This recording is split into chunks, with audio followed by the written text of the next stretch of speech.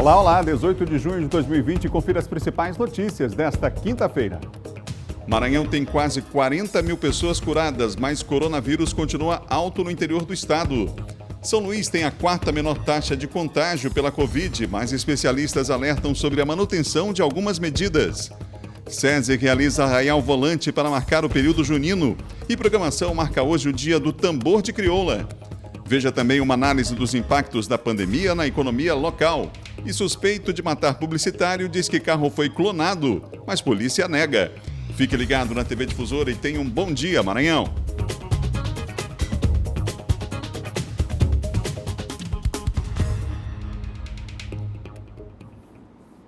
Vamos lá, são 7 horas da manhã, o dia está só começando, gente. Vamos juntos se encher de esperança que mais um dia nos espera. Um ótimo dia para você, para sua família, você na capital, no interior do estado.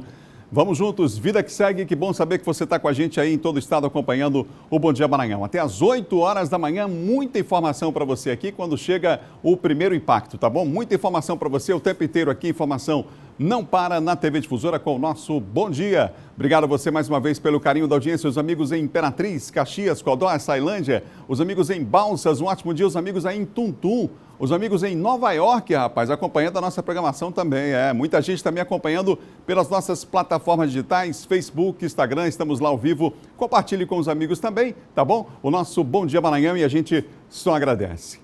São 7 horas e mais 1 minuto, 7 e 1. A gente começa o programa atualizando os números da Covid-19 no Maranhão e também no Brasil. Eduardo Eliceira está com a gente ao vivo para trazer esses números, essas informações oficiais. Eduardo, bom dia. Olá, Adalberto. Muito bom dia a você, bom dia a todos que acompanham o Bom Dia Maranhão, aqui na região metropolitana, no interior do estado. Um grande abraço a todos. Adalberto, a gente começa com os dados nacionais. O Brasil teve 1.269 novas mortes, acima de 1.200 ainda, né? Houve uma queda em relação a 2 dias atrás, quando deu 600 e tantas mortes, alguma coisa desse tipo. É menos da metade do que eu estou informando agora, mas o número voltou a crescer, infelizmente, 1.269 mortes. Dobrou aí em relação a 2 dias atrás, 3 dias atrás, mais ou menos, quando noticiamos pouco mais de 600 mortes. Essa quantidade foi registrada apenas nas últimas 24 horas, segundo o balanço divulgado pelo Ministério da Saúde. Subiu agora para 46.510 pessoas que morreram vítimas da Covid-19. O balanço também mostra o número de casos confirmados acima de 32 mil, isso é uma média também que vem se mantendo, infelizmente, 32.188 novos casos confirmados do novo coronavírus, totalizando agora 955.377 casos confirmados da Covid-19 em todo o país. O balanço do Ministério da Saúde, Adalberto, esse último balanço, ele trouxe inclusive uma informação que a gente trouxe ontem, aqui no Bom Dia Maranhão. Eu havia dito que num prazo aí de aproximadamente 72 horas, com esse balanço acima de 32 mil casos confirmados por dia, o país ia chegar e ia superar a marca de 1 milhão de casos confirmados do novo coronavírus, lamentavelmente, até nas próximas 72 horas, o que chegaria aí no final de semana, e deve se confirmar se não tivermos uma baixa aí drástica em relação aos casos confirmados, mais de 32 mil casos confirmados. Então, o Ministério da Saúde mesmo divulgou que se continuar com esse balanço até esse final de semana, próximo final de semana, hoje quinta-feira, então até o domingo no caso, o Brasil deve ultrapassar a marca lamentável, triste, de mais de 1 milhão de casos confirmados do novo coronavírus. É o segundo país no mundo com mais número de casos confirmados e também mais número de casos aí de óbitos, infelizmente, só perdendo para os Estados Unidos. Do total de casos confirmados da Covid-19, 445 mil pacientes estão em observação e 463.474 foram recuperados. Há ainda 4.033 mortes em investigação. Aqui a gente chama a atenção que o número de casos confirmados ativos são pessoas que atualmente estão infectadas pelo novo coronavírus, cumprem isolamento domiciliar ou estão internadas em um leito de enfermaria ou um leito de UTI. É quase igual, praticamente aí igual o número de casos confirmados ativos, pessoas que estão infectadas neste momento atualmente pela Covid-19 em todo o país, e o número de pessoas recuperadas. É quase igual, claro, o número de pessoas recuperadas é maior, é mais elevado, mas está bem próximo do número de casos ativos. E aí a gente chama a atenção aqui para o estado do Maranhão, já trazendo para os dados locais. Por exemplo, aqui no estado do Maranhão, o número de recuperados é bem mais elevado do que o número de casos ativos. Chega a ser aproximadamente aí de 15 mil até a mais o número de pessoas recuperadas em relação ao número de pessoas atualmente infectadas pela Covid-19. Como você disse, Adalberto, no início do programa, já são quase 40 mil recuperados, 39.386 pessoas aqui no estado do Maranhão que venceram a luta contra a Covid-19, um número bastante elevado, felizmente. O número de casos ativos, como eu disse, o número de recuperados quase 15 mil, cerca de 15 mil a mais. O número de casos ativos, atualmente, pessoas infectadas no Maranhão, são 23.779. O número de casos confirmados, que junta aí casos ativos, óbitos e recuperados, somam aí 64.735. O estado tem, lamentavelmente, 1.570 pessoas que perderam a vida infectadas pelo novo coronavírus. Número de casos confirmados nas últimas 24 horas, importante também a gente citar esse número, que mostra aí uma curva que o Estado, a Secretaria de Saúde vem acompanhando também, para justamente estabelecer medidas, ações para conter a pandemia no estado. Foram 188 novos casos na ilha de São Luís, 109 no município de Imperatriz. Imperatriz vem crescendo bastante, mais de 100 casos confirmados nas últimas 24 horas e 1.727 nas demais regiões, quase 1.800 casos no interior do estado, onde esses casos vêm crescendo de forma mais acelerada do que na Grande Ilha. Aí na Grande Ilha já teve um controle, felizmente, mas é importante seguir as recomendações. O estado também é um dos que mais testa em todo o país, 121.056, mais de 121 mil testes já foram realizados aqui no estado do Maranhão, que é fundamental para estabelecer ações e medidas no combate à pandemia contra o novo coronavírus. Mais uma vez, é importante seguir as recomendações em qualquer parte do estado, em qualquer parte do país. Em outros países espalhados pelo mundo, o uso de máscara, o distanciamento social, ainda é importante seguir essas recomendações. A gente volta com você, Adalberto Mello. Obrigado, Eduardo. Daqui a pouquinho você volta. São 7h06, gente. 7h06. E olha, São Luís tem o quarto menor risco de contágio entre as capitais brasileiras, hein? Mas, segundo especialistas da área de saúde, algumas medidas precisam ser mantidas. Veja na reportagem de Hugo Viegas e Wellington Barros. A imagem da portaria da unidade de pronto atendimento vazia é bem diferente da de algumas semanas atrás, onde a procura por atendimento para casos suspeitos do novo coronavírus era grande. O gráfico da plataforma Farol Covid mostra essa tendência de queda nos registros relacionados à capital. De acordo com o levantamento, São Luís registrou no começo da semana uma taxa de contágio de 0,88, a quarta menor entre todas as capitais do país. Quando esse índice é menor do que 1, geralmente indica uma tendência de queda no número de novos casos. Com isso, o número de casos ativos passa a crescer bem menos e o de pessoas recuperadas representa aumentos mais significativos. Este professor e pesquisador que acompanha o desenvolvimento da doença diz que os resultados são decorrentes de medidas como o lockdown e do comportamento da sociedade até então. E lembra que algumas medidas precisam ser mantidas nesse momento. Essa complexidade que é de uma pandemia que não se sabe muita coisa, não tem vacina, não tem remédio e a gente não sabe exatamente qual o comportamento dela.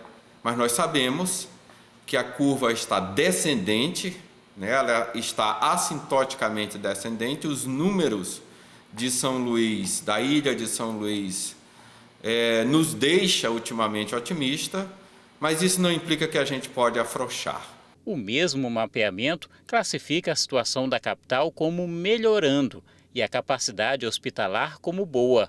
A plataforma usa dados fornecidos pelas secretarias estaduais de saúde. O secretário Carlos Lula acredita que o momento mais delicado da doença na cidade já tenha sido superado, o que permitiria uma readequação do atendimento oferecido. O que a gente está fazendo é voltando paulatinamente a alguns serviços que estavam paralisados. Por exemplo, o Hospital de Traumatologia e Ortopedia, nós chegamos a utilizar ele exclusivamente para a Covid-19. Ele já retornou às cirurgias. Alguns ambulatórios, eles começam a voltar. E alguns serviços, eles vão ser desmobilizados, porque eles foram criados exclusivamente para a pandemia. Outros vão ser ressignificados. É o caso, por exemplo, do Hospital São José, que vai passar a funcionar como ambulatório para o Hospital de Câncer do Estado do Maranhão. Então, a gente está fazendo esse planejamento da Secretaria, que vai implicar numa rearrumação da nossa rede de assistência à saúde. Em tempos de pandemia, estudantes e professores do curso de comunicação da Universidade Federal do Maranhão Imperatriz realizam simpósio de comunicação. Vamos ver na reportagem. O 14º SINCOM, Simpósio de Comunicação, da Universidade Federal do Maranhão, campus de Imperatriz, foi aberto na segunda-feira e vai até o dia 10 de julho. Esta é a primeira vez que o evento é realizado na modalidade online por causa do coronavírus. O simpósio tradicionalmente ocorre no mês de dezembro. O SINCOM ganha importância nesse período por oferecer justamente esse espaço em momento tão delicado para dialogar e refletir a nossa prática jornalística dentro da área da comunicação. Mais de 400 pessoas se inscreveram no simpósio, entre estudantes da UFMA e de outras instituições de ensino superior Brasil afora. Vinícius Coutinho é estudante do curso de jornalismo da UESP, a Universidade Estadual do Piauí, campus de Picos. Ele é um dos participantes do simpósio. Fazer um evento online é desafiador, porque a gente não está mais acostumado com os eventos presenciais, mas que dá essa oportunidade de, por exemplo, eu aqui em Patos do Piauí estar dialogando com pessoas, com jornalistas, estudantes de jornalismo, pesquisadores da área de comunicação do Nordeste inteiro, dirá do país todo.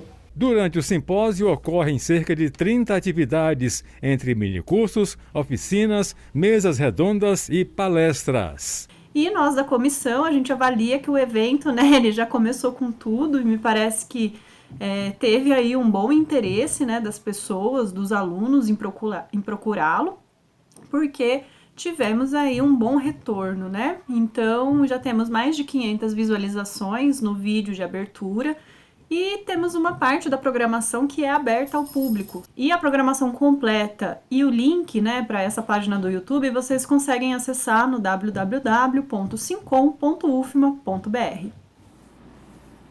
São 7 horas e 12 minutos. Importante esse simpósio para além do fazer jornalístico e principalmente para melhorar a qualidade desse fazer, é necessário a reflexão, a discussão, o debate, e o campo acadêmico pode contribuir de forma significativa. Aliás, tem contribuído de forma significativa com essa prática aqui no Estado. Parabéns à Universidade Federal do Maranhão, em especial aos amigos aí em Imperatriz, envolvidos aí na organização desse simpósio, hein? Garrafas PET e outros tipos de plástico levam centenas de anos para se decompor na natureza. Mas em Caxias, esse material que iria para o lixo se transforma em arte nas mãos de pessoas habilidosas. Garrafas PET representam ouro em plástico para artesãos. O Aluzimar ganha vida fazendo vassouras. É o sustento aqui da minha família, a única renda financeira que eu estou tendo no momento é essa aqui. Seu Aluzimar precisa de 17 garrafas PET como esta para fazer uma vassoura. Tudo de forma manual. Para agilizar o trabalho dele, ele precisa de uma máquina elétrica. Da forma manual, ele precisa de 2 dias para fazer 10 vassouras. Na elétrica, precisaria apenas de algumas horas para fazer a mesma quantidade. E se alguém tiver disponível para me ajudar, os empresários de Caxias, que puder estar me dando essa força, entendeu? Para mim poder comprar uma máquina dessas, entendeu? Que para mim eu poderia fazer as vassouras mais rápido e com mais qualidade. Esse tipo de material, quando descartado de forma incorreta, causa danos ambientais, entope bueiros e polui rios e mananciais. De acordo com este ambientalista, demora centenas de anos para se decompor.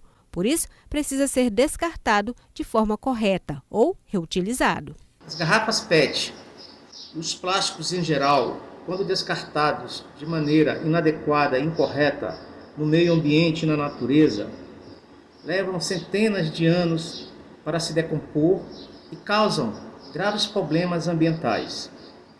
Então, descarte de maneira correta e adequada esses resíduos sólidos nos ecopontos, nas associações ou cooperativa de reciclagens da sua cidade. Ou reutilize esses materiais. Quem também quiser ajudar a criar arte e preservar o planeta, pode doar garrafas PET para o Aluzimar transformá-las em vassouras. Basta entrar em contato pelo WhatsApp 99184-7461.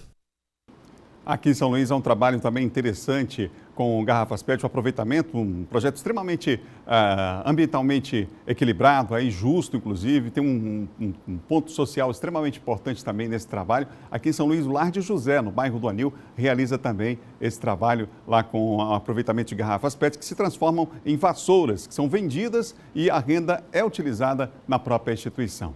São 7 horas e mais 15 minutos, confira agora o nosso Giro de Notícias. A Serasa está ampliando as possibilidades para os consumidores com dívidas resolverem suas pendências e regularizarem o nome. Quem tem dívidas entre R$ 200 e R$ 1.000 dentro do Serasa Limpa Nome poderá quitá-las integralmente pelo valor de R$ 100. Segundo a empresa, a ação pode beneficiar mais de 1,5 milhão de consumidores que se encontram nesta situação, justamente a parcela da população que mais está com dificuldade até para receber auxílios. A população inscrita no programa Bolsa Família começa a receber a terceira parcela do auxílio emergencial. Os repasses de R$ 600 a R$ 1.200 obedecem ao calendário habitual do programa, que segue até o dia 30 de junho. Os primeiros a receber são os beneficiários com número de identificação social final 1. Em maio, 14,28 milhões de famílias receberam o benefício, no valor total de mais de 15 bilhões de reais. O calendário de pagamento para os demais cidadãos com direito a um auxílio emergencial será divulgado em breve. O auxílio emergencial prevê o pagamento de 3 parcelas de R$ 600 para trabalhadores informais, integrantes do Bolsa Família e pessoas de baixa renda. Mandar um abraço para o pessoal que acompanha a gente nas plataformas digitais. O Marlo Vitor está no Maracanã, a Dulce Santos está com a gente, Lenise Costa também acordou com o Bom Dia Maranhão e a Fiela Marques está lá em Goiânia acompanhando a nossa programação. Joseph Costa está dizendo que é preciso ter cuidado com os números em relação à Covid. É verdade que São Luís, como a gente falou, está em 4º lugar entre as capitais em relação ao contágio, mas os cuidados são necessários, é preciso cautela acima de tudo, está certo? O Joseph Costa que participa com a gente aqui pelo Facebook. No próximo bloco, vamos falar sobre os impactos da pandemia em outra área, na área da economia maranhense. E mais, Silva Alves atualiza os assuntos da área de segurança, com destaque aí para o caso da morte do publicitário, depois de uma discussão no trânsito aqui na capital. São 7 horas e 17 minutos. Bom dia, volta já já.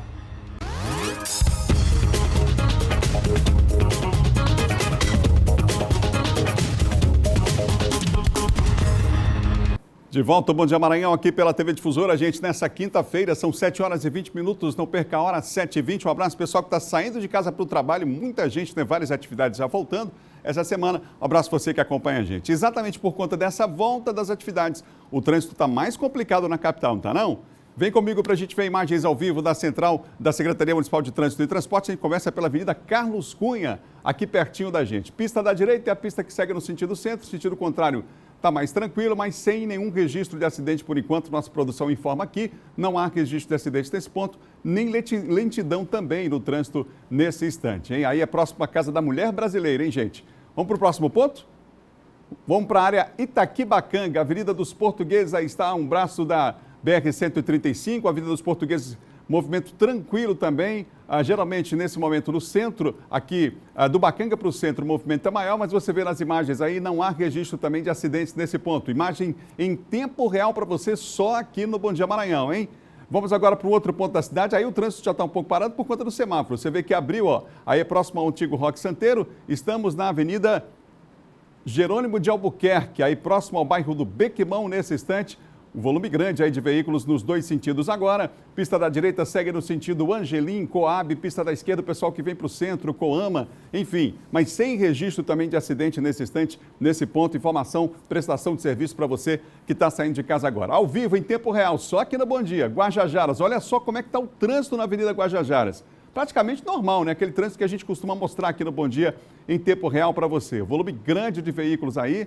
A gente tem à direita a Avenida Lourenço Vieira da Silva, indo no sentido ali São Cristóvão, né? Universidade Estadual do Maranhão, que você sabe está parada, por enquanto todas as universidades estão paradas, a previsão começar no início do próximo mês, e a gente vai para outro ponto para mostrar para você, olha aí, ó. Agora é a rotatória do Calhau. Geralmente o movimento maior é no sentido contrário onde está a câmera nesse momento, mas a gente tem aí os veículos que já passaram ali pelo bairro do Calhau, estão indo no sentido Coama, geralmente esse ônibus que você está vendo aí, saindo aqui para o lado esquerdo. A pista da direita, quem vai lá no sentido Calhau, São Francisco, enfim, pessoal que vem do Araçagi, do Olho d'Água também. Olha como é que está a rotatória do São Francisco nesse momento, gente. Olha só, as pessoas passando aí na faixa acertadamente. Parabéns, amigo, você que está passando na faixa para a sua segurança de todos no trânsito, né? E a gente tem aí, portanto, essa imagem do bairro, na rotatória do bairro do São Francisco, nesse momento na Avenida Castelo Branco, tá bom? Tá aí, portanto, mostramos 6 pontos para você, hein? 6 pontos diferentes da cidade em tempo real, só aqui no Bom Dia, prestação de serviço, com imagens da Central da Secretaria Municipal de Trânsito e Transportes. São 7h23 e agora o assunto é segurança.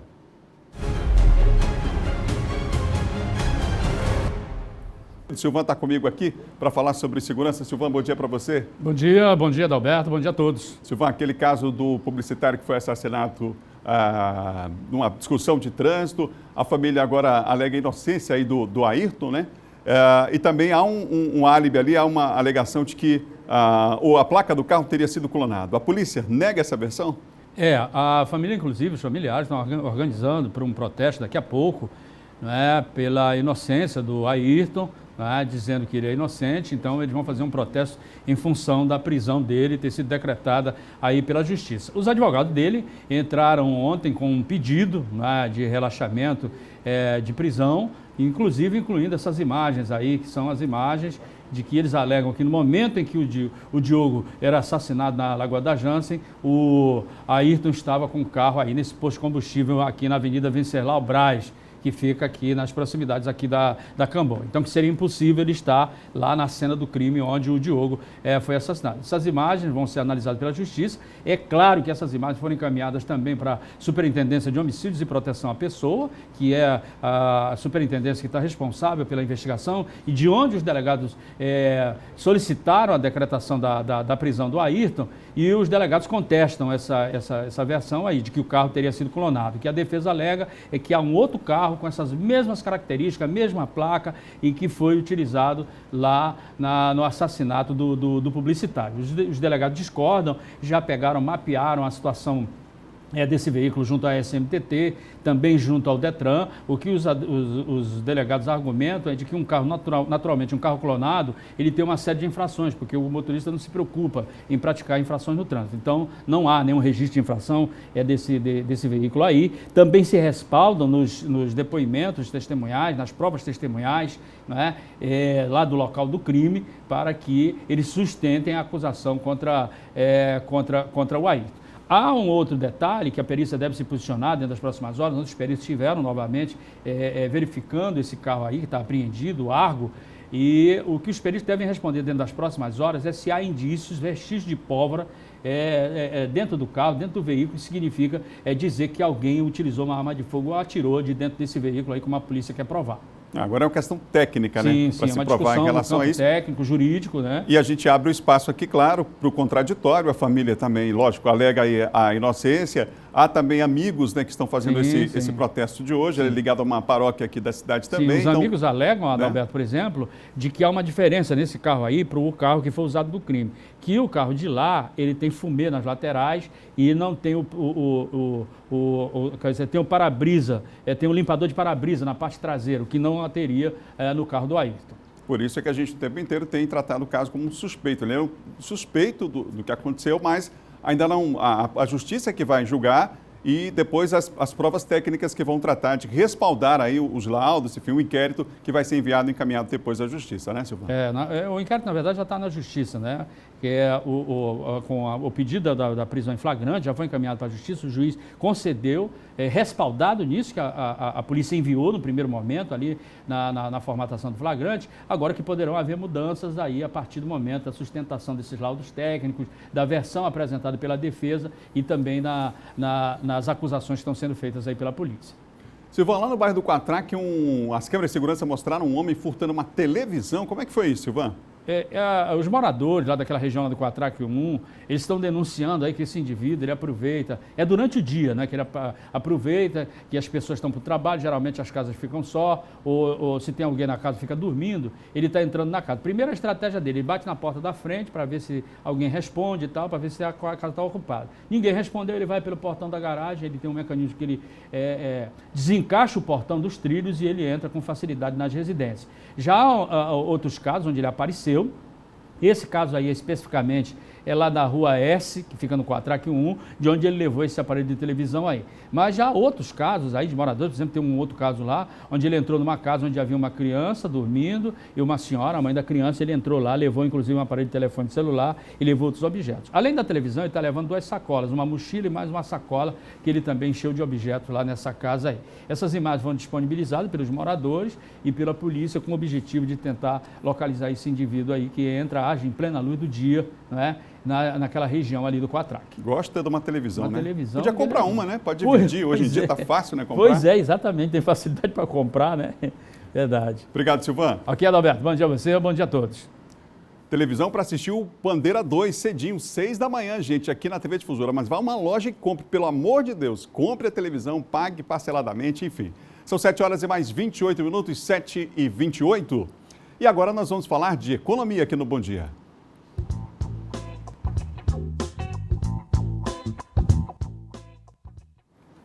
Olha, o comércio aqui em São Luís está voltando gradativamente. Com ele, a economia vai começando a dar aí os primeiros passos da retomada. O ano praticamente começa agora, né, gente? A nossa equipe esteve em uma concessionária de veículos para ver como é que está o movimento por lá, já que o setor amarga aí uma queda significativa nesse período de pandemia. Nessa concessionária, os clientes logo na entrada são orientados quanto a alguns cuidados básicos que se deve ter. Os carros são permanentemente higienizados. E para reforçar ainda mais a segurança, os atendentes utilizam, além de máscaras, escudos faciais. Comparado com o último mês de maio, em que praticamente não se vendeu carro algum, em junho, as vendas começaram a ganhar fôlego. Não é mais a mesma coisa. A gente acredita que vai ainda demorar para o mercado retomar como era antes de toda essa pandemia, isso com certeza. Mas eu posso dizer que a partir agora do mês de junho, a gente sentiu uma segurança um pouco maior do consumidor em sair de casa para procurar um carro novo, em vir até a concessionária. Então, nosso fluxo de loja esse mês agora de junho está bem melhor do que os meses anteriores da pandemia. Por conta do novo coronavírus, as vendas de veículos novos no país despencaram entre março e maio desse ano. Somente no mês de maio foram produzidos 43 mil veículos, o que representou uma queda de 84% em relação ao que o setor fabricou no mesmo período em 2019. Com a retomada gradual das atividades, as empresas esperam poder minimizar os prejuízos. Além de oferecer uma experiência segura para os consumidores, muitas concessionárias como essa estão lançando promoções e ofertas vantajosas. Tudo como forma de reconquistar esse cliente que andou sumido nos últimos meses por conta da Covid-19. Todos aqueles clientes que tinham um contrato de financiamento em andamento, os bancos flexibilizaram mais um pouco o pagamento, adiaram o pagamento das parcelas desses meses agora mais críticos para o final do contrato.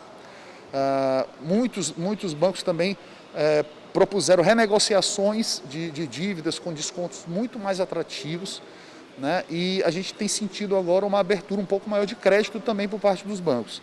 Lançando, inclusive agora, a gente está com uma campanha onde as 16 primeiras parcelas de financiamento são reduzidas na metade, né? Isso para dar um pouquinho mais de fôlego para o consumidor, né? Eu acho que é essencial. No próximo bloco a gente continua falando de economia, a gente vai fazer uma análise aqui sobre esse momento da economia e os impactos da Covid no Maranhão, tá bom?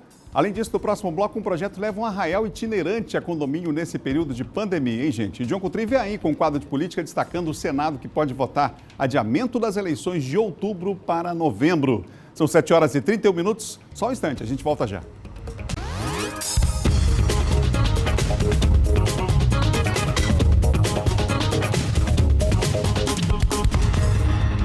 São 7 horas e mais 34 minutos, 7h34, você ligado aqui na Difusora. Um abraço aos amigos que nos acompanham aí pelas redes sociais. O pessoal está acompanhando a gente aqui no Facebook. Ó. Tem uma participação aqui, direto lá da Palestina.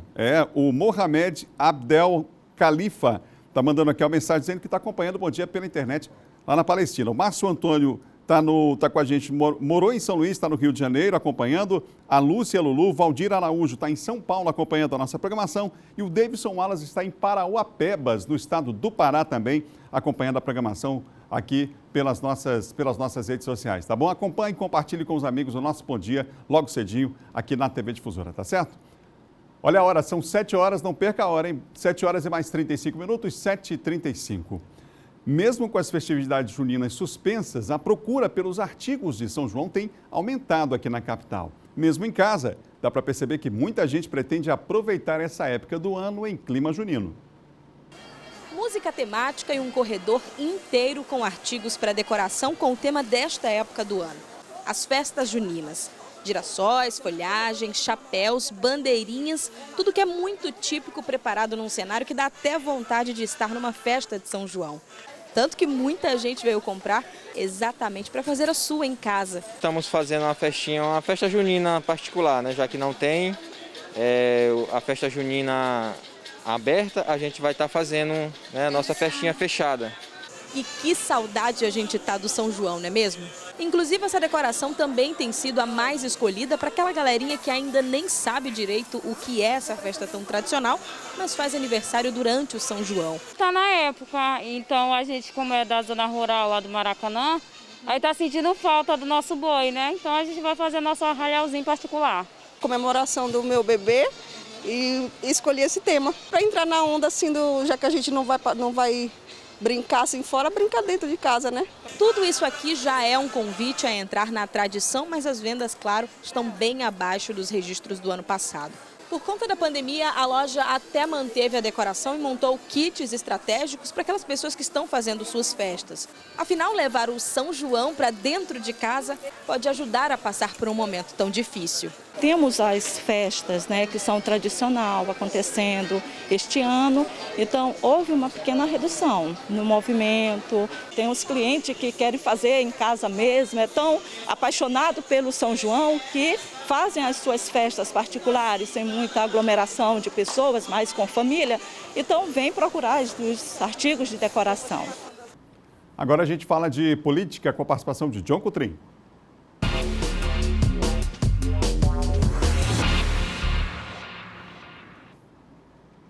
E atenção, notícia que aconteceu agora, hein? Fabrício Queiroz, ex-assessor do senador Flávio Bolsonaro, do PSL do Rio de Janeiro, foi preso em Atibaia, no interior de São Paulo, ainda há pouco. John Coutrin.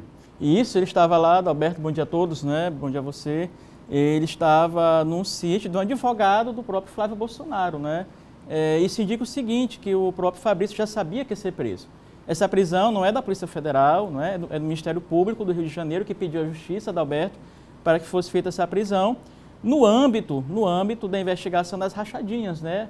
Enquanto o Flávio Bolsonaro era deputado estadual do Rio de Janeiro e o Fabrício Queiroz era assessor aí do Flávio Bolsonaro na Assembleia Legislativa. Ele era aí o encarregado de pegar, né, parte do salário dos servidores, né, para outras finalidades. Então, isso está sendo investigado pelo Ministério Público do Rio de Janeiro e hoje acabou sendo preso o Fabrício Queiroz, que é amigo do presidente Jair Bolsonaro, que sempre foi ligado muito à família da Alberto Melo. E hoje ele vai prestar depoimento, né? Já está sendo transferido ali para São Paulo. Ele estava nesse sítio do interior de São Paulo, de um advogado do próprio Flávio Bolsonaro. Portanto, o Flávio vai ter que explicar. O que é que acontece? O COAF, você lembra, Adalberto, que o COAF identificou movimentações atípicas de 1,2 milhões de reais na conta do Fabrício Queiroz, que era um assessor, não é, do próprio Flávio Bolsonaro enquanto deputado. A partir daí dessa movimentação atípica, desses valores, né, de 1,2 milhões, desencadeou uma série de outras investigações que implicam aí o próprio Flávio Bolsonaro, nesse esquema da rachadinha, servidores, aí esse dinheiro aí também que envolve até questão de lavagem de dinheiro, peculato, ou seja, vários crimes atribuídos ao Fabrício Queiroz, que pode envolver também o próprio Flávio Bolsonaro. Essa operação ocorre agora, Adalberto, não é? E essas, por enquanto, são as primeiras notícias que nós temos aí da prisão do Fabrício Queiroz, né? O famoso Queiroz, que todos sempre cobravam aí, Adalberto, quando ele iria ser preso e quando iria prestar depoimento. Então, portanto, a polícia aí já cumprindo esse pedido do Ministério Público do Rio de Janeiro. Ô John, o Senado pode votar o adiamento das eleições de outubro para novembro. E o relator da PEC vai ser o senador maranhense? O relator, ontem já começou as primeiras discussões, Adalberto, começaram ontem as primeiras discussões relacionadas aí ao adiamento das eleições. O relator da PEC, por que a PEC? Proposta de emenda à Constituição, porque vai ter que fazer uma alteração, né, de adiamento da data da eleição, que tudo indica, nessa primeira conversa ontem, ocorrerá em novembro, em 2 datas em novembro, né? Um primeiro indicativo. O Everton foi designado pelo Davi Alcolumbre, que é o presidente do Senado, para ser o relator dessa PEC, ou seja, ele vai juntar, né, outras PECs já apresentadas pelo Randolfo Rodrigues e outros senadores, juntar em só uma e votar. Então ele será o relator e muitas discussões em torno disso, Adalberto. O certo, primeiro ponto, é que as eleições vão ser adiadas mesmo. Isso aí pode ter certeza. A própria senadora Elisiane também pediu, do Maranhão, né, pediu adiamento. O outro ponto foi discutido aí em 2 datas, né? Aliás, em 2 dias, em 2 dias seguidos a votação. Mas o próprio Barroso, o presidente do TSE, ele avalia que é um gasto muito grande. Para você ter uma ideia, Adalberto, um dia de eleição são gastos 180 milhões de reais, ou seja, quase 200 milhões.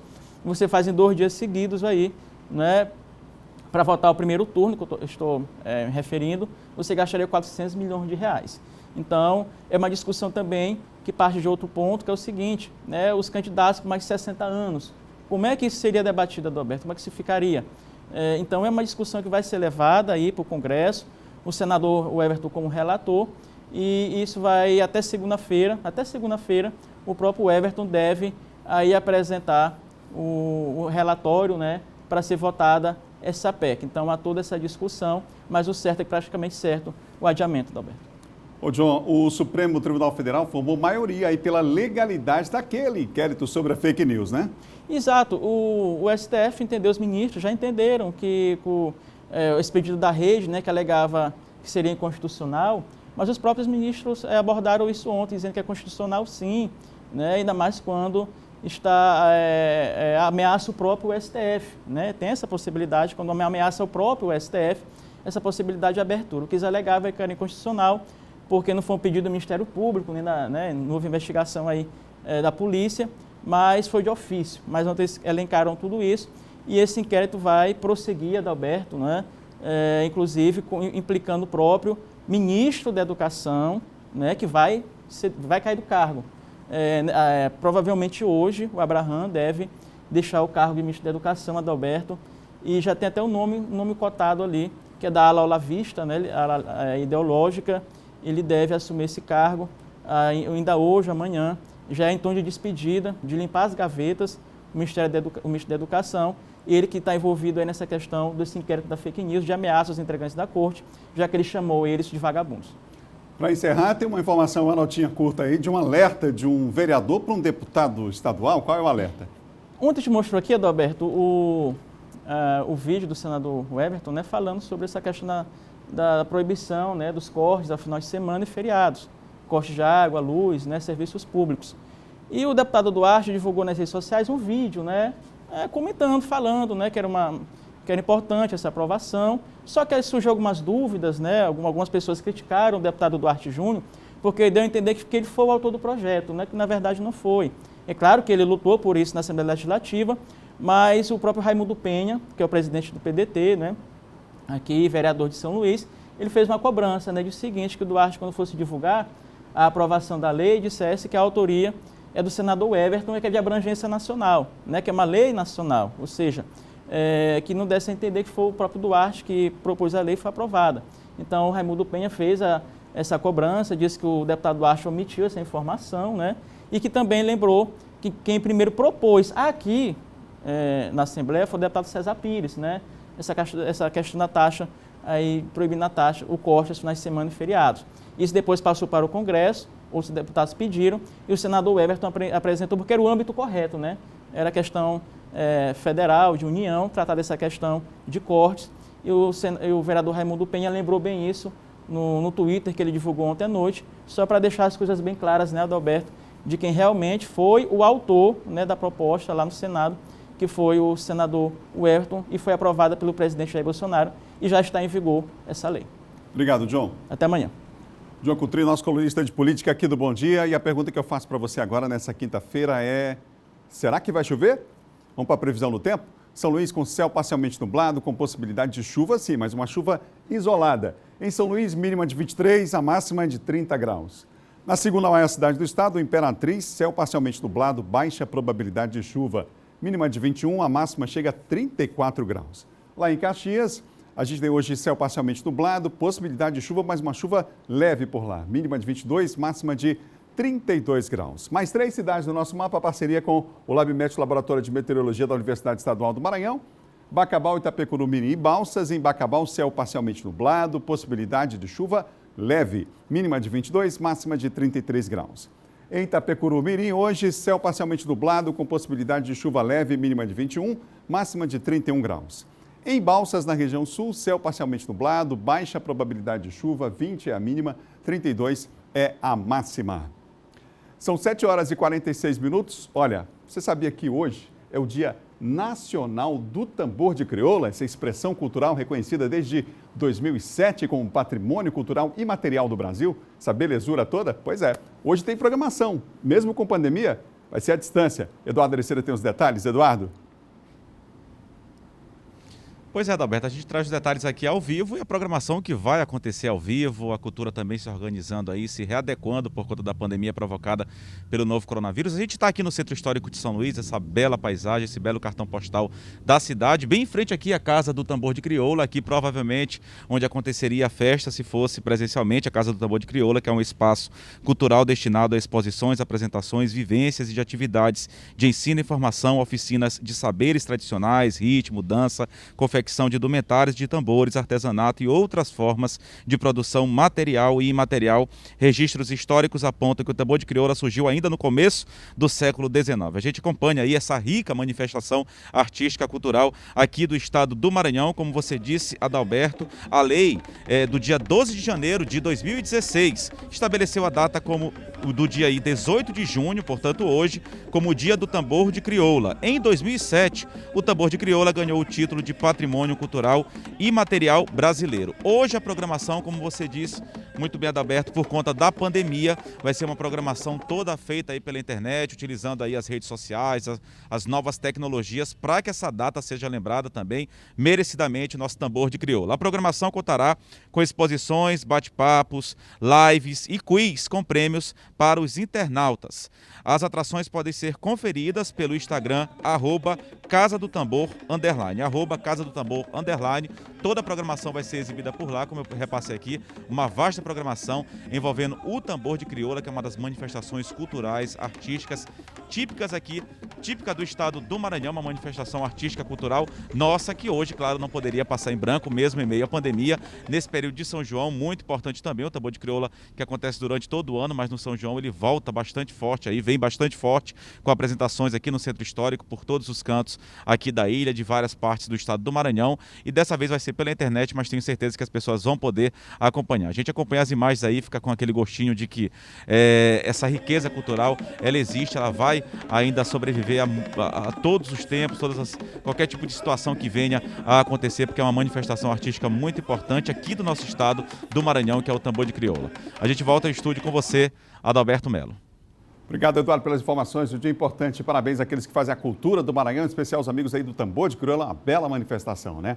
E olha, se o público não vai aos arraiais por conta da Covid-19, o arraial vai até as pessoas. Um projeto está levando a alegria e a tradição dos festejos juninos para condomínios aqui na capital. O público, claro, aprovou a iniciativa. Dessa vez, as atividades do projeto itinerante aconteceram nesse condomínio residencial no bairro do Anil.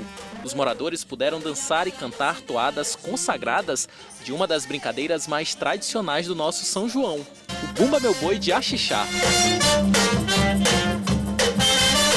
Olha só a animação da pequena Lara. A mãe fez questão de descer com ela para conferir a apresentação. Foi interessante, fiquei sabendo ontem. Até porque eu já cheguei um pouquinho tarde, mas Deu para curtir um pouquinho ainda. Assim que soube do projeto, o Luciano, que é subsíndico do condomínio, logo entrou em contato com a coordenação. Segundo ele, uma forma de levar alegria a muitos desses moradores que seguem confinados desde que a pandemia foi declarada. Fiquei ciente do projeto por meio de um amigo meu, que também é síndico de um outro residencial. Me informou, me passou o telefone para contato. Eu mantive contato com o projeto, com os representantes do projeto, né? E solicitei, eles me atenderam e vieram.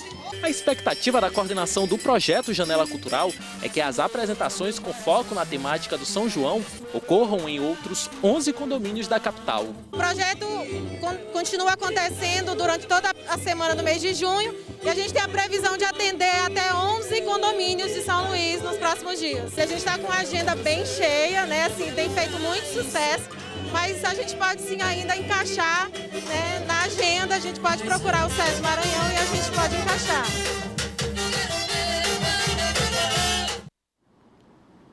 Legal, daqui a pouquinho a gente encerra o Bom Dia com imagens, né? Vamos encerrar com imagens aí dessa apresentação muito legal. São 7 horas e 51 minutos, gente. 7h51, vamos mudar de assunto. O período da pandemia trouxe outra preocupação em Imperatriz, a baixa no estoque do banco de sangue da cidade.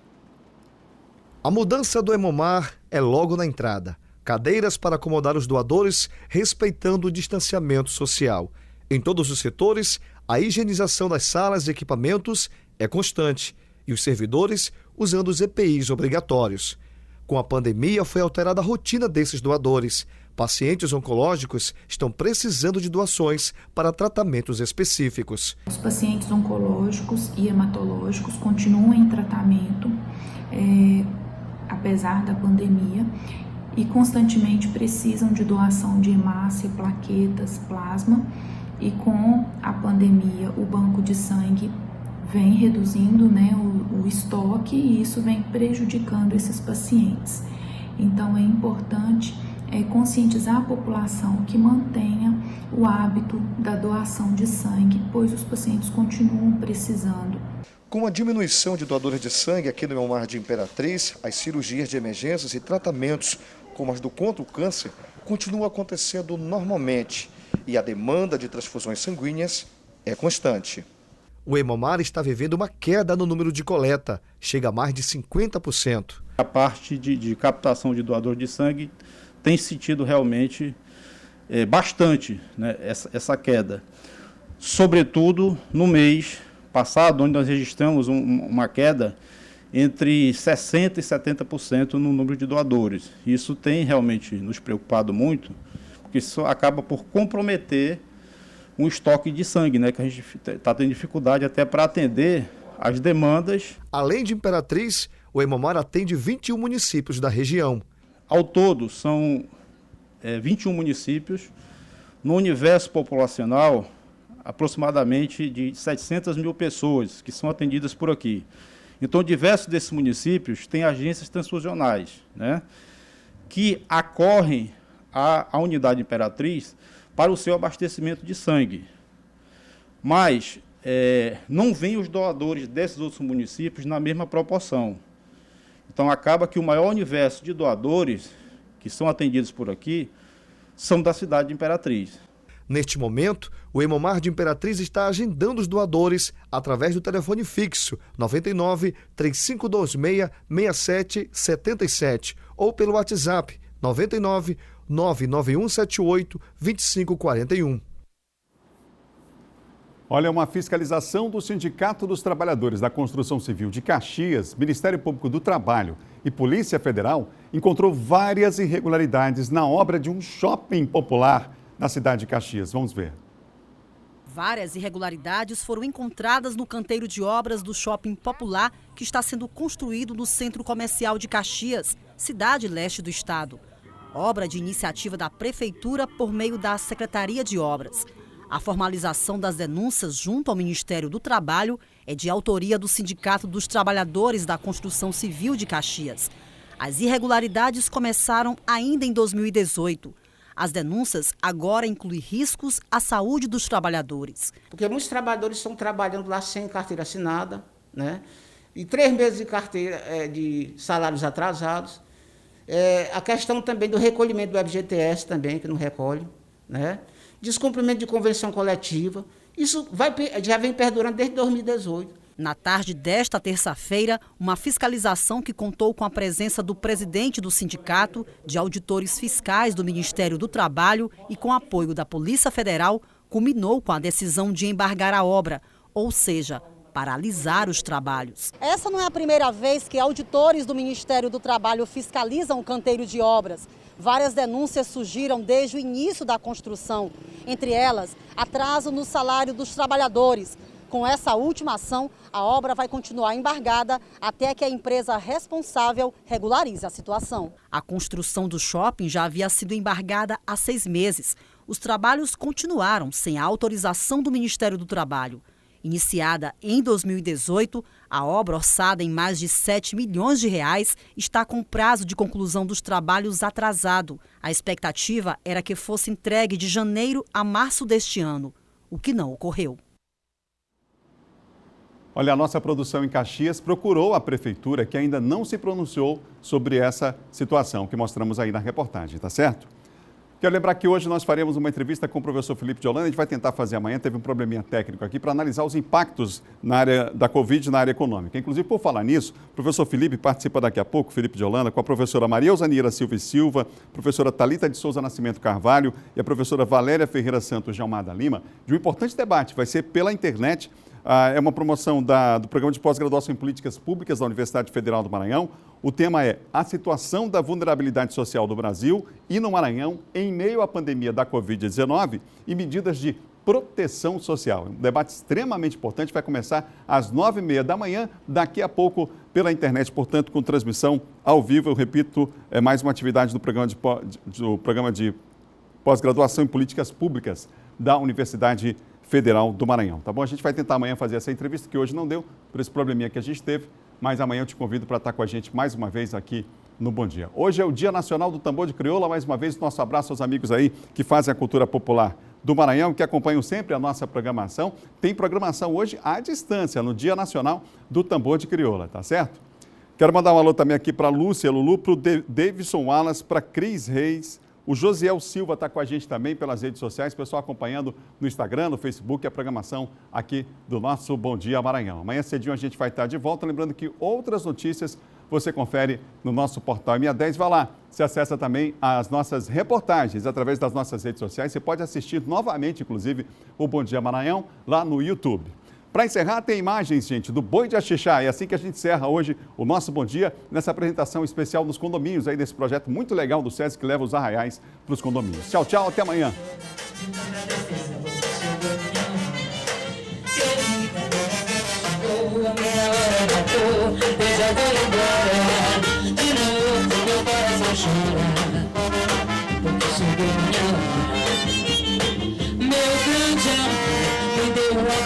Um aperto de mão, eu dou indo e você vai ficar, pra ver como dói uma separação.